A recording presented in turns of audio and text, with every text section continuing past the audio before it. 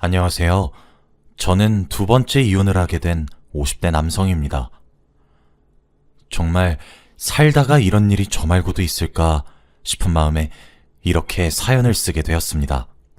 우선 제 첫 번째 결혼에 대해 얘기를 해드리겠습니다. 정확한 제 직업은 남들이 알아볼 수 있을까 염려가 되어 자세하게 말씀을 드릴 순 없습니다만 남들보다 좀 더 여유롭게 살 수 있을 정도로 돈을 법니다. 처음부터 이렇게 여유로운 생활이 가능했던 것은 아닙니다. 제 첫 번째 아내와는 속도 위반으로 결혼을 했습니다. 20대 초반에 아이를 가지게 되었거든요. 어린 나이였지만 제 핏줄을 외면할 수가 없어 책임지겠다 하고 식을 올렸죠. 그 시절 임신한 아내와 아이를 위해 정말 할 수 있는 일들은 닥치는 대로 하기 시작했고 새벽부터 늦은 밤까지 미친 듯이 일만 했습니다.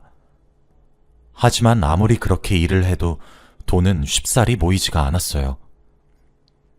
임신부터 출산까지 제대로 된 직장 없이 하루 벌어 하루 먹고 사는 일이 정말 어렵더군요.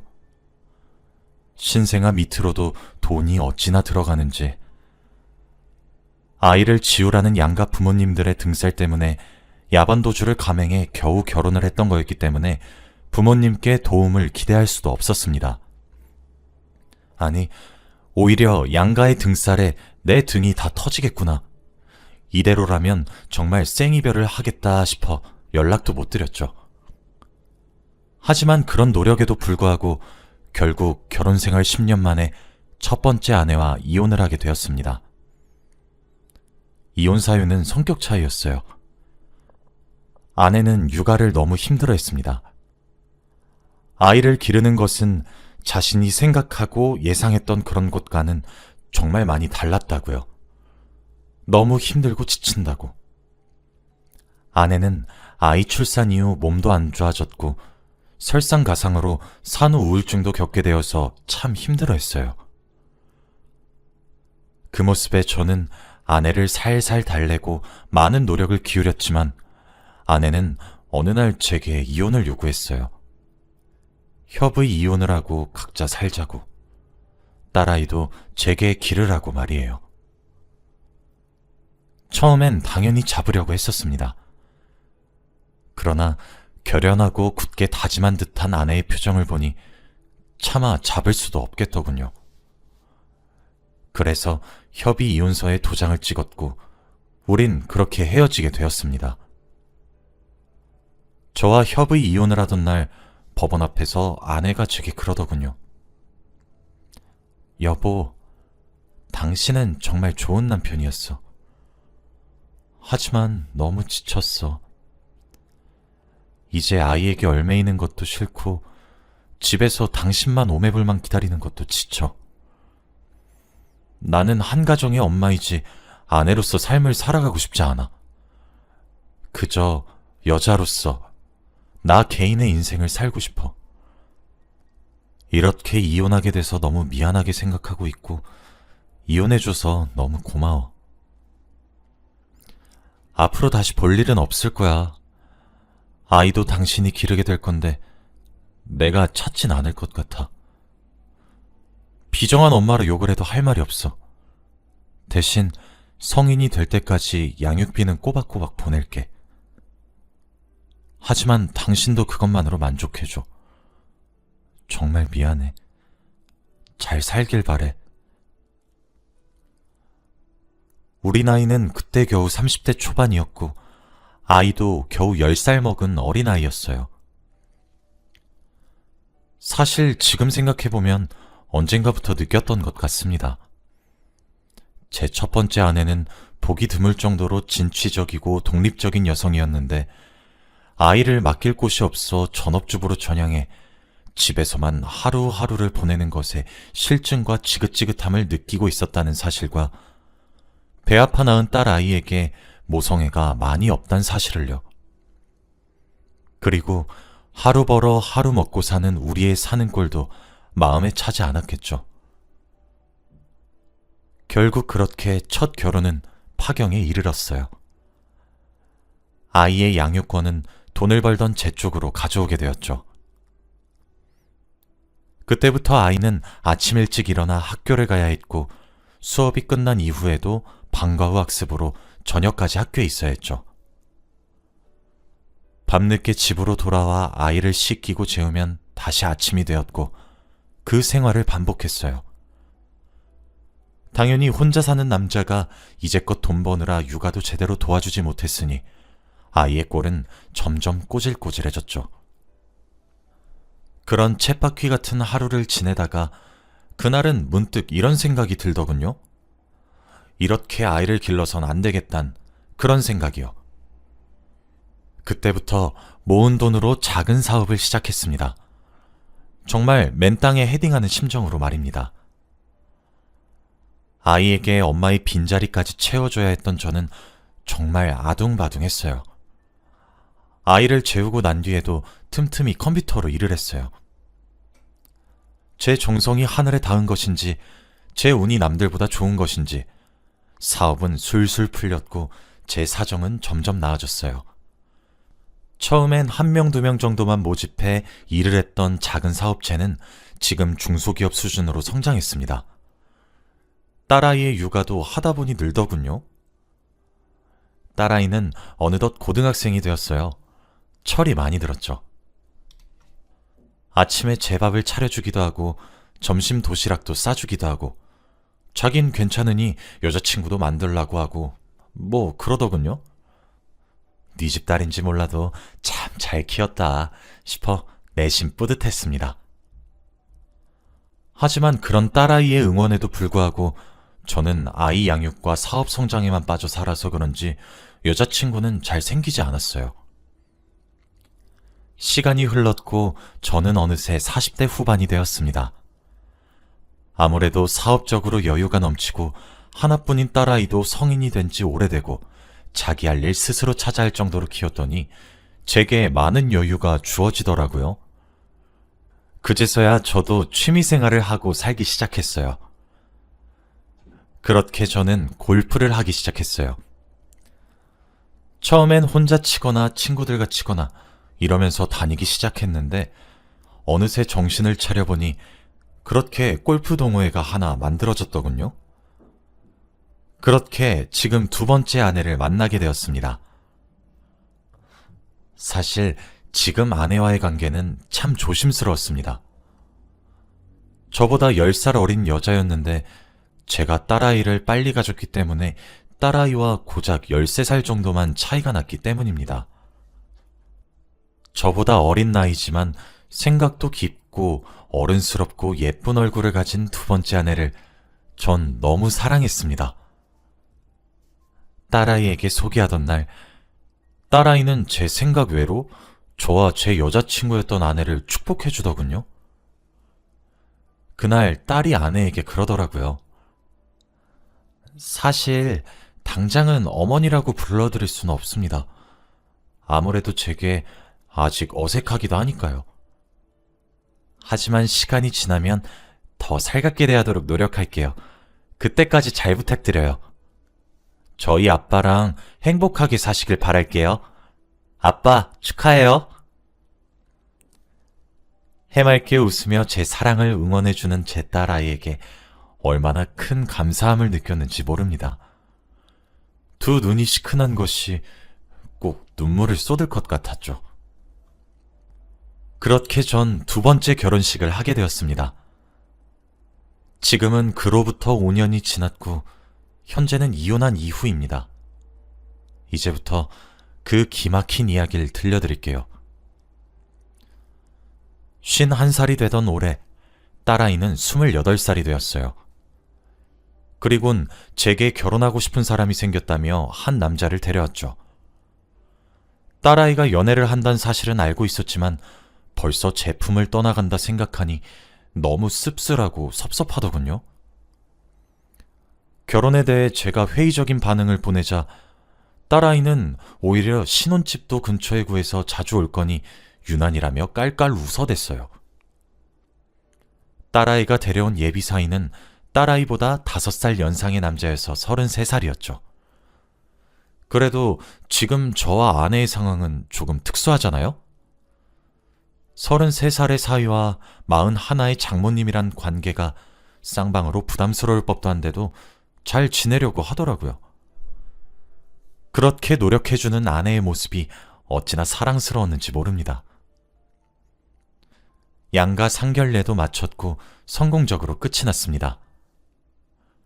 저희 가정에 색안경을 쓰셔도 할 말이 없었는데 사돈댁에서도 아이를 너무 바르고 곱게 키우셨다며 칭찬해 주셨고, 서로 오가는 덕담 속에 결혼식에 대한 문제 또한 순조롭게 해결이 되었어요. 하나뿐인 딸 아이가 가는 시집이라 저는 정말 과할 정도로 모든 것들을 다 해주고 싶었습니다.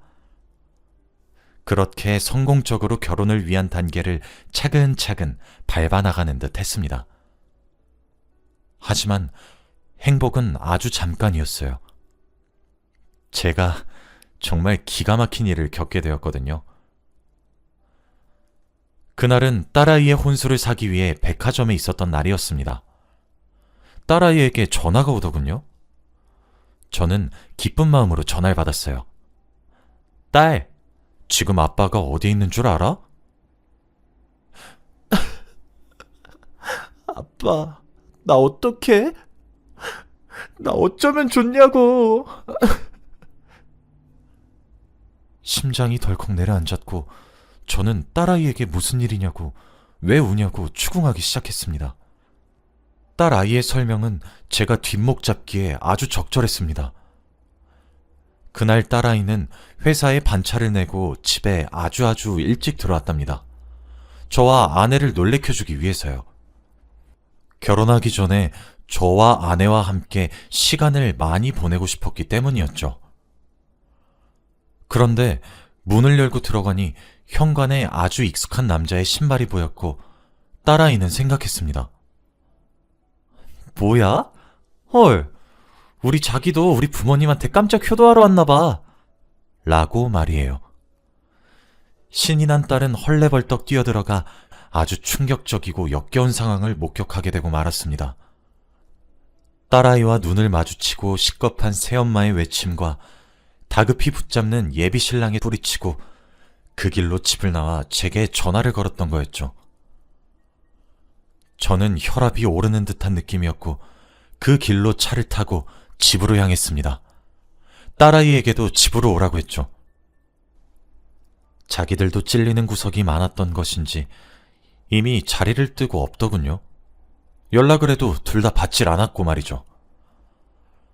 안방에 남겨진 흔적을 보니 아마 제 딸아이에게 들키자마자 제가 집으로 부랴부랴 돌아올 거라고 예상했는지 아주 간단한 짐을 싸서 나간 모양으로 보였어요. 그리고 며칠 지나니 둘이서 손을 꼭 잡고 집으로 돌아왔더군요. 그 꼴을 보는 저와 딸의 속은 뒤집어지는 줄 알았는데 말입니다.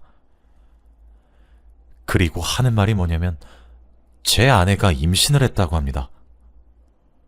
41의 나이에 말입니다. 그런데 병원에 가서 검사를 해보니 저와 예비사위 둘 중 한 명이 아이의 아버지라고 하더군요. 그 과정들 속에 얼마나 아내가 뻔뻔하던지, 어이가 얼마나 없었는지 아마 그 누구도 저를 이해하지 못할 것 같아요. 전 예비사위였던 그놈의 얼굴을 빤히 쳐다봤습니다. 제 얼굴과 딸아이의 얼굴도 제대로 못 쳐다보는 인간이 무슨 배짱으로 저딴 행실을 한 것인지 기가 막혔어요. 당당한 표정으로 어깨를 펴고 아내의 얼굴을 보고 있자니 저게 악마인지 사람인지 분간이 안 되더군요. 딸아이는 옆에서 눈물만 뚝뚝 흘리고요. 전 예비사위에게 말했어요. 이 결혼 없던 일로 할 거네. 자네 부모님 쪽에도 내가 말을 할 거고 자네한테 손해배상 청구도 하겠네. 자네 이럴 거면 우리 딸과 결혼은 왜 하려고 한 건가? 어? 우리 딸이 우스웠나? 결혼식이고 여행이고 나발이고 모든 위약금 다 자네가 부담하는 건 아주 당연하고 곧 소장도 날아갈 테니 준비하고 있길 바라네. 그리고 저 여자도 함께 데리고 당장 우리 집에서 나가게. 꼴도 보기 싫으니까. 제 말에 아내는 눈이 휘둥그레지더니 당신 소장이라뇨? 그게 무슨 말이에요? 라고 소리쳤어요. 전 그놈을 쳐다보며 말했어요. 예비 장모랑 아무리 8살밖에 나이 차이가 나지 않는다곤 하지만 적당한 선이란 게 있는 법이야. 니들이 뭘 잘했다고 지금 우리 앞에서 큰 소리를 내? 당장 내 집에서 안 나가? 당신도 뭐? 임신? 그래. 애를 낳든 지지고 볶고 살든 당신 마음대로 해. 내일 당장 법원 가서 이혼소송 소장 날릴 거고 니놈한테도 상간자 소송 날릴 테니까 위자료도 알아서 각각 준비하고. 어디 인간 같지도 않은 짓거리를 하고 다닌 주제에 사람 흉내를 내려들어. 제 불같은 호통에 아내와 예비 사이는 넋이 나간 채로 저희 집에서 나가게 되었습니다. 두 사람이 빠져나간 거실에 저와 딸만 남았고 저희 둘 사이엔 정막이 흐르기 시작했어요. 수빈아, 내가 미안하다. 내가 널 볼 면목이 없다. 다 나 때문이야. 다 내 죄야. 내가 저 사람을 만나지만 않았으면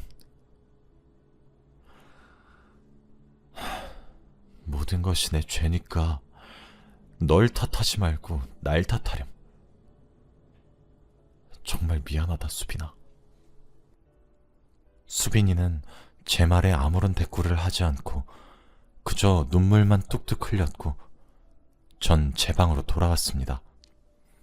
엉엉 소리라도 내면서 우는 것도 아니고 끄끄거리며 애써 울음을 삼키는 모습에 전 눈이 뒤집혔습니다.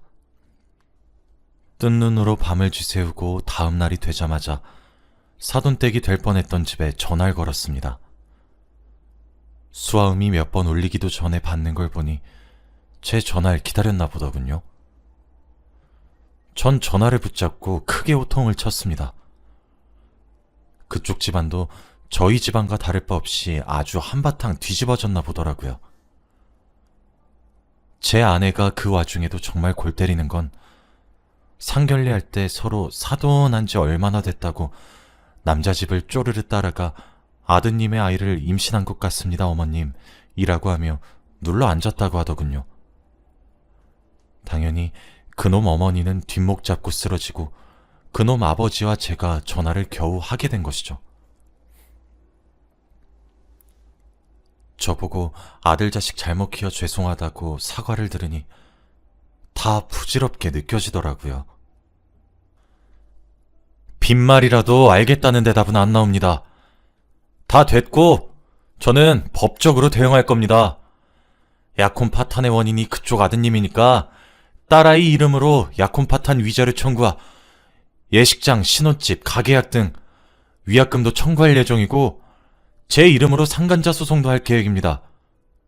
이미 벌어진 일인데 설마 저와 제 딸아이에게 용서하라는 염치 없는 말은 하지 않으실 거라 생각하고 그대로 고소 진행하겠습니다.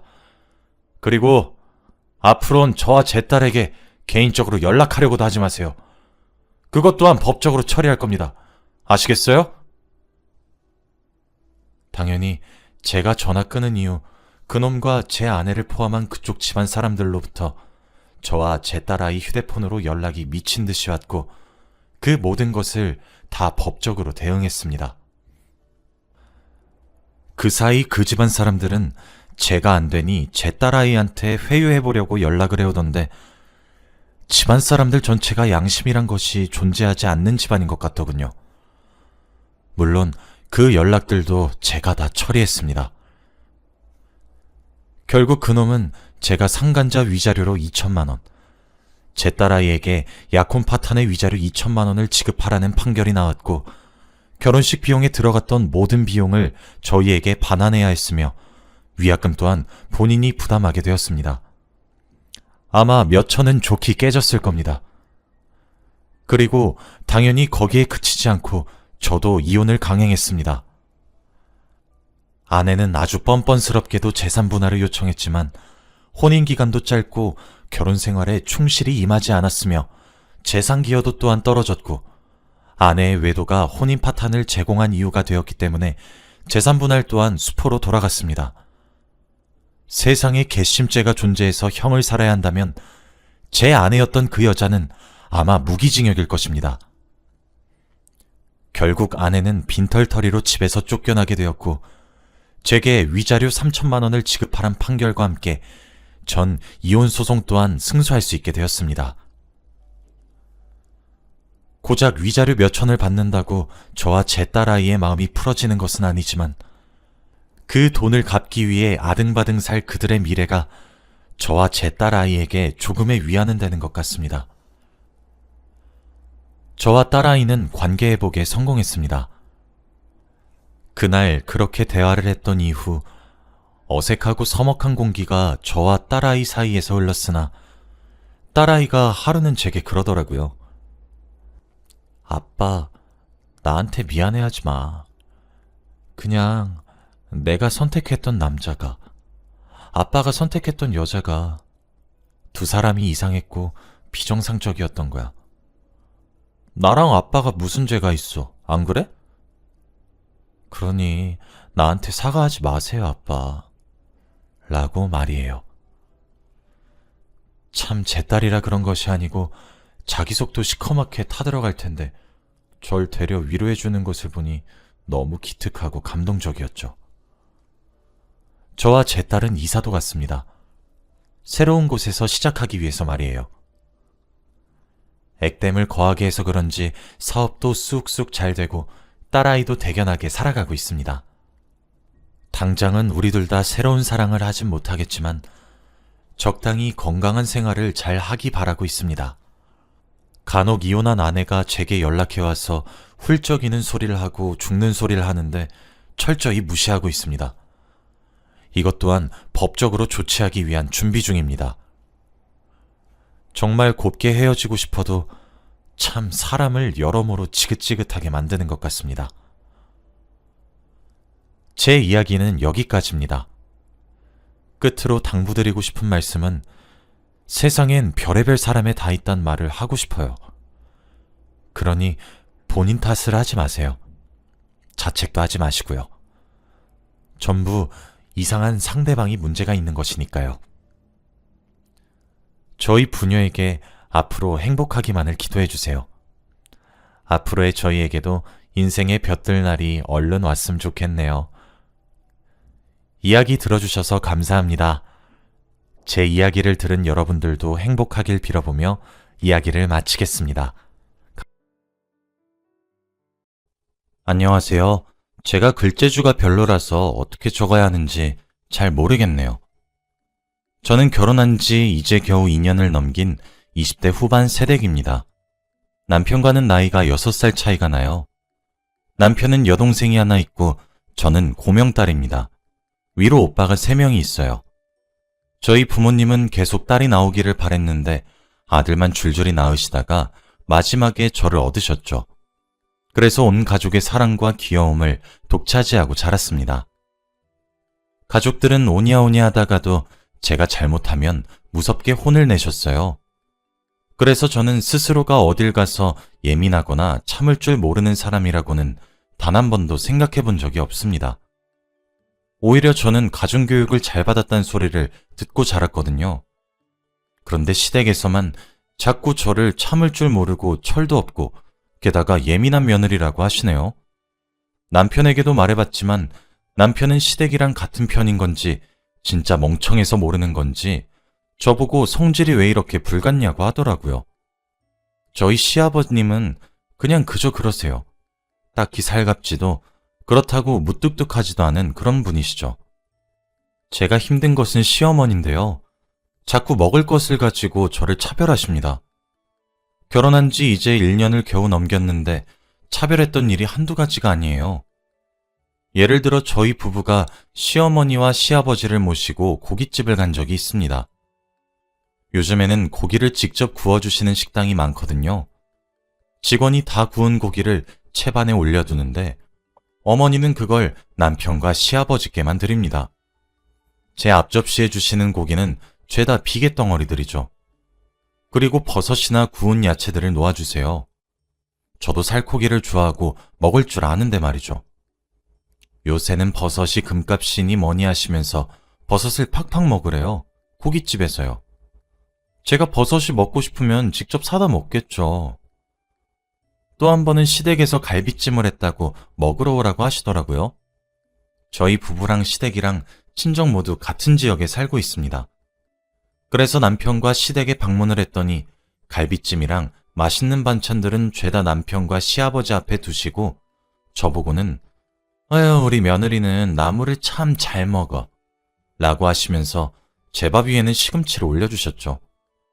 저번 복날에는 삼계탕을 했으니 또 오라고 하셨습니다.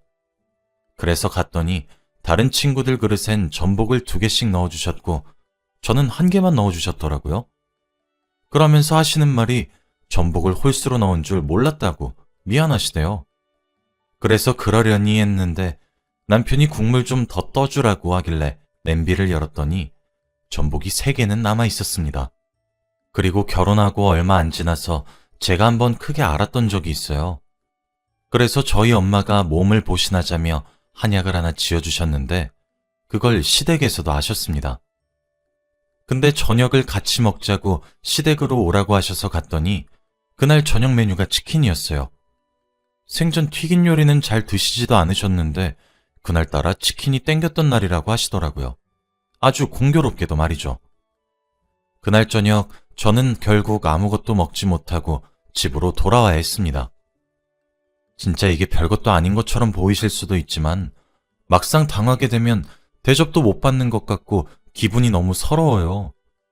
남편은 제가 이런 일들을 말할 때마다 이해를 못해요. 자기 엄마가 저에게 욕을 쏘아붙인 것도 아니고 손을 올린 것도 아니고 그런 것도 아닌데 유난이라면서 예민한 것도 정도껏 하래요. 저보고 유난이라고 하면서요. 먼저 작년 명절에 있었던 일인데요. 아침에 제사를 지내고 시누이네랑 저희 부부 그리고 시부모님 이렇게 6 식구들이 먹을 아침을 준비 중이었어요. 시누이는 임신 중이라 저랑 어머니랑 둘이서 준비를 했죠. 밥만 퍼서 두면 될 것 같아서 밥솥 앞으로 갔더니 그냥 수저 좀 놓고 만든 국이랑 반찬들을 상으로 옮기라고 어머니가 말씀하시는 겁니다. 그래서 저는 시키신 대로 옮기고 잠시 화장실을 갔다가 왔어요. 화장실에 나오니까 밥까지 어머니가 다 밥상에 올려놓으셨더라고요. 그런데 갑자기 어머니가 아직 앉지 마! 라고 하시면서 남편은 여기 앉고 아들은 여기 앉고 우리 딸내미 부부는 여기 앉고 며느리는 여기 앉자! 라고 하시더군요. 그렇게 자리를 직접 지정해 주셨습니다. 그렇게 앉아서 밥을 먹으려고 수저를 드는데 제 밥만 새로 지은 밥이 아니라 하루 지난 밥이더라고요. 다른 식구들은 김이 폴폴 나는 새쌀밥인데 제 밥만 누렇고 표면도 살짝 굳은 밥이었어요. 남은 밥이 뭐가 그리 아까워서 제가 혹시나 새로 지은 밥 먹을까 싶어서 저기 멀리 있던 주방에서 거실까지 헐레벌떡 오셔서 자리까지 지정해 주시는 것인지 진짜 서럽고 서운하더라고요. 남편은 제 밥그릇을 한번 보기도 했으니 어머님이 자리 지정해 주셨던 이유도 눈치챘을 것이 분명하면서도 모르는 척하면서 밥을 먹기 시작했어요. 그래서 저는 갑자기 속이 너무 좋지 않다며 방으로 들어가 버렸습니다. 시댁 식구들은 제가 방으로 들어가든 말든 하하호호 웃으시면서 밥을 잘만 먹더라고요. 식사가 끝난 후 남편은 방으로 들어와서는 당신 왜 그래? 명절 아침부터 꼭 그렇게 유난스럽게 굴어야 되겠어? 라고 핀잔을 주고 다시 나갔죠. 그날 점심도 먹고 가라는 시부모님께 처음으로 저희 부모님도 저 오시기만 기다리세요 라고 말한 뒤 저희 친정으로 갔습니다. 친정으로 가면서도 남편은 꼭 그렇게 매정하게 얘기했어야 했냐는 둥 왜 이렇게 철이 없냐 어려서 그런 거냐는 둥 입만 튀어나와서는 투덜투덜 거렸어요. 친정에 도착하니 엄마가 반갑게 저를 맞아주며 온다는 소리 듣고 점심상을 차려놨다면서 얼른 밥 먹자고 하시는 거예요. 식탁에 앉았더니 제가 좋아하는 반찬들만 골라서 만드셨더군요. 아직 결혼하지 않은 막내 오빠만 빼고 나머지 오빠들은 장모님 댁에 가고 없었습니다. 막내 오빠는 생선살을 발라서 저한테 주고 엄마도 이것 좀 먹어보라며 반찬들을 제 앞에 끌어당겨 주셨고 아빠는 옆에서 쉬엄쉬엄 먹어. 그러다 우리 딸 목 막혀서 숨 넘어가겠다 라며 웃으셨죠. 그런데 갑자기 눈물이 왈칵 나더라고요. 밥 먹다 말고 갑자기 왜 우냐고 다들 당황해서 저한테 막 물어보는 겁니다. 저는 대답도 못하고 끄끄대며 울다가 엄마의 토닥거림에 겨우 진정했어요. 그런데 남편이 옆에서 한숨을 에휴 하며 작게 쉬는데 그 소리를 듣고 있으니까 저는 더 억울해졌어요. 뭔가 나도 부모님이 있는데 이런 마음도 들고 하도 철이 없단 소리를 들으니 철없이 엄마한테 일러 바칠 거다 라는 생각이 마구마구 들더라고요. 그래서 저는 눈물을 그치고 저희 가족에게 말했습니다. 엄마, 나 너무 서러워. 김서방 온다고 하면 우리 집은 고기 반찬에 온갖 산의 진미 차려서 배부르게 먹여주는데 우리 시댁은 내가 세 밥 먹는 것도 아까워서 매번 누룽지처럼 세기 바랜 밥만 줘. 맛있는 고기 반찬 먹자 해놓고 내 밥 위에는 나물이나 버섯 이런 것들만 올려주고 먹을 것 가지고 자꾸 눈치 주셔.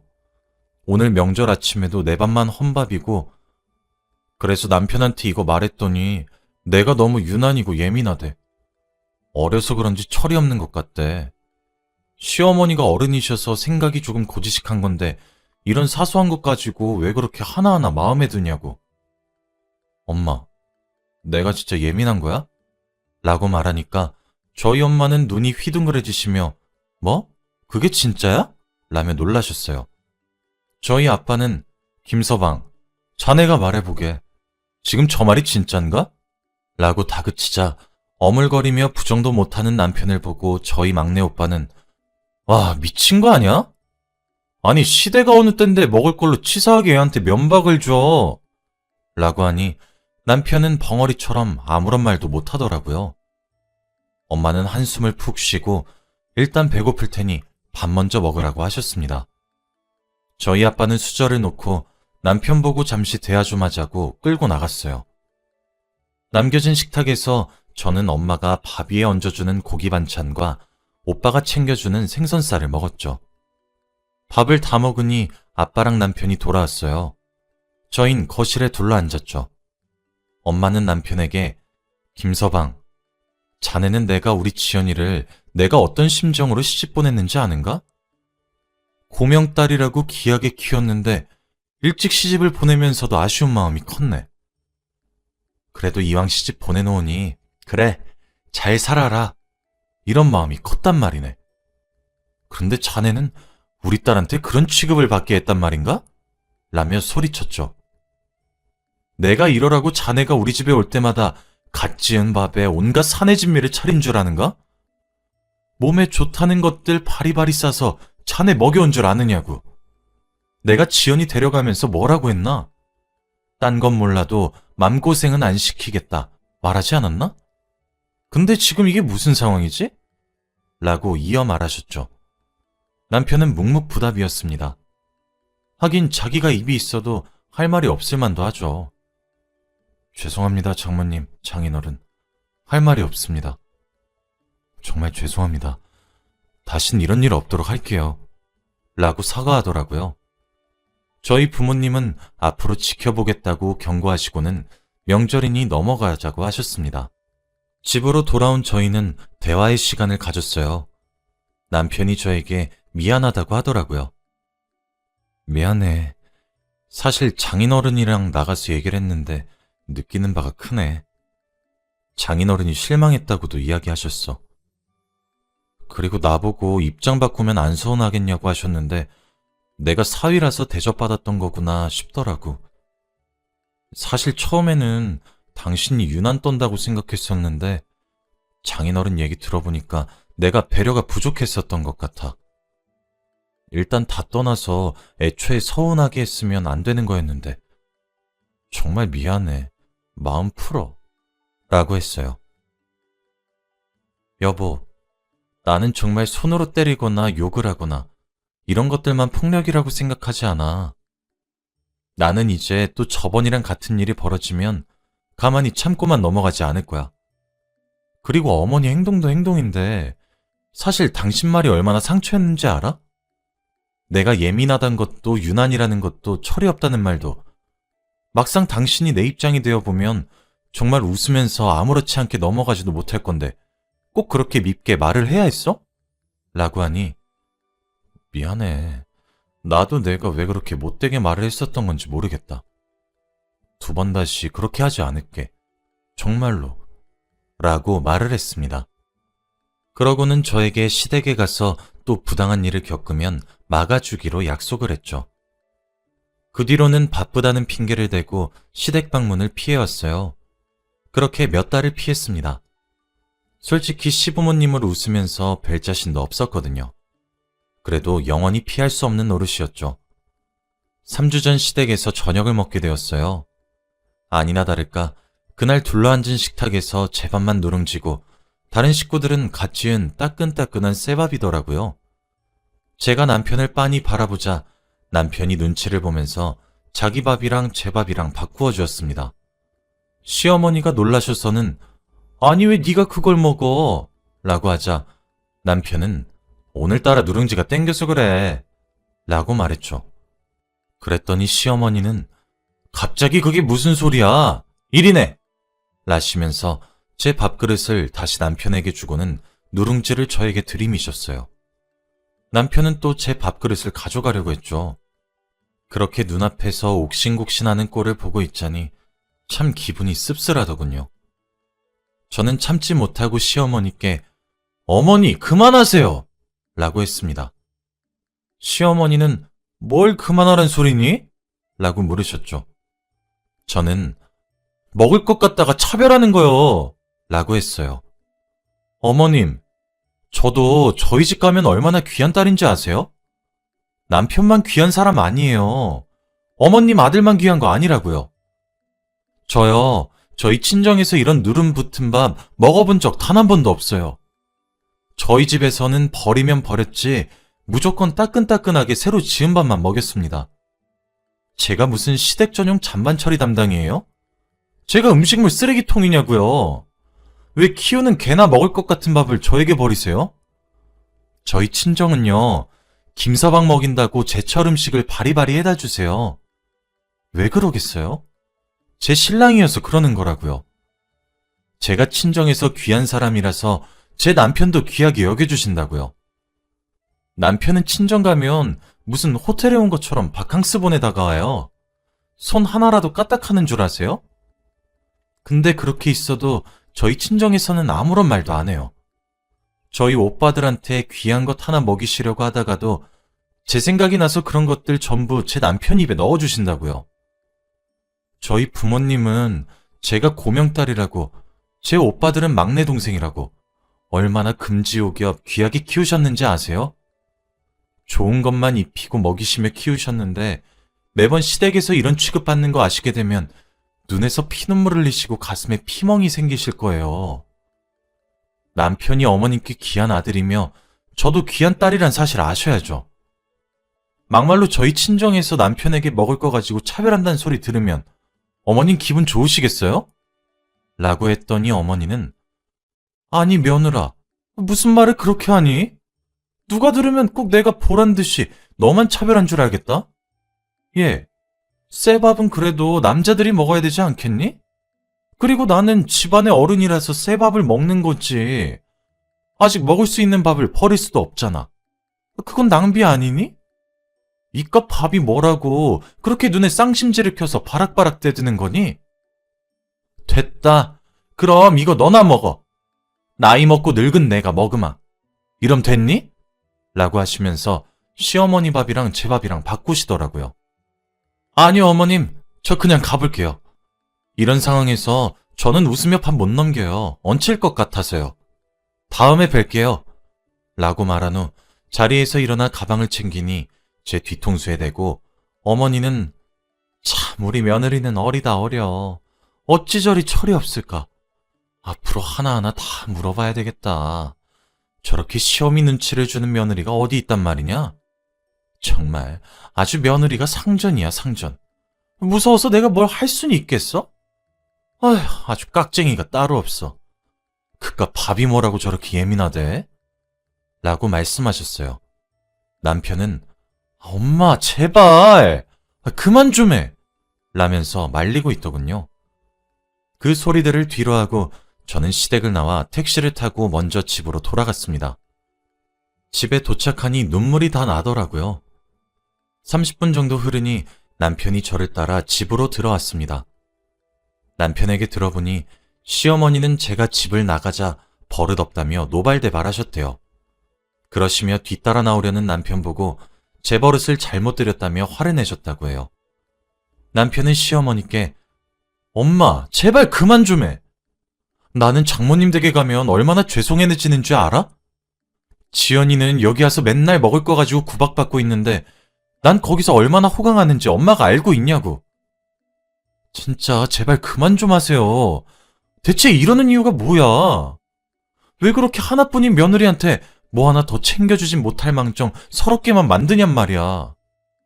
진짜 장모님 댁에 가면 내가 얼굴 뵐 낯이 없어, 엄마. 그만 좀 해. 라고 말하고는 저를 쫓아나왔다고 하더라고요. 저는 남편에게 시댁에 더 이상 가고 싶지 않다고 말을 했습니다. 나 이제 시댁 안 갈래. 진짜 너무 마음이 힘들어. 차라리 대놓고 화를 내시는 것도 아니고 은근슬쩍 괴롭히시는 거잖아. 나 이런 취급받으려고 당신이랑 결혼한 것도 아니야. 내가 참으면 나아지겠지 싶었고 어른이니까.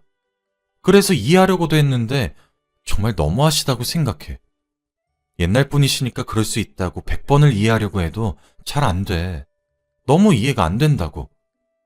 앞으로 시댁에서 오는 전화도 안 받을 거고 시댁에 찾아뵙지도 않을 거야. 라고 하니까 남편은 알겠어, 이해할게. 미안해. 나는 사실 별 대수롭지 않게 막아주면 되겠다 생각했었는데 그런데 이 정도까진 줄은 전혀 몰랐어. 진짜 미안해. 라고 사과했어요. 남편이 그렇게 시댁을 뛰쳐나간 것이 마음에 안 드셨던 건지 시어머니께서는 제게 전화가 와서는 어디서 배워먹은 버르장머리야. 어른이 말씀하시면 네 알겠습니다 하지는 못할 망정 뛰쳐나가? 너 가정교육 그렇게 받았니? 라고 화를 내시더라고요. 저는 어머님 전화 끊겠습니다. 더 이상 저한테 전화 걸지 말아주세요. 남편이랑 얘기하시고요. 라며 전화를 끊고 바로 차단을 했어요. 지금은 시어머니 전화를 차단한 지 시간이 꽤 흘렀네요.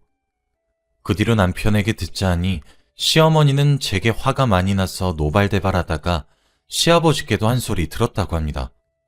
적당히 좀 하지 그랬냐, 뭐 그런 말들을 말이죠. 남편은 전화번호를 차단한 저에게도 아무 말도 못하고 중간에서 자기가 맡겠다고 나름대로의 애를 쓰고 있어요. 지금은 진작 이렇게 할 걸 싶네요.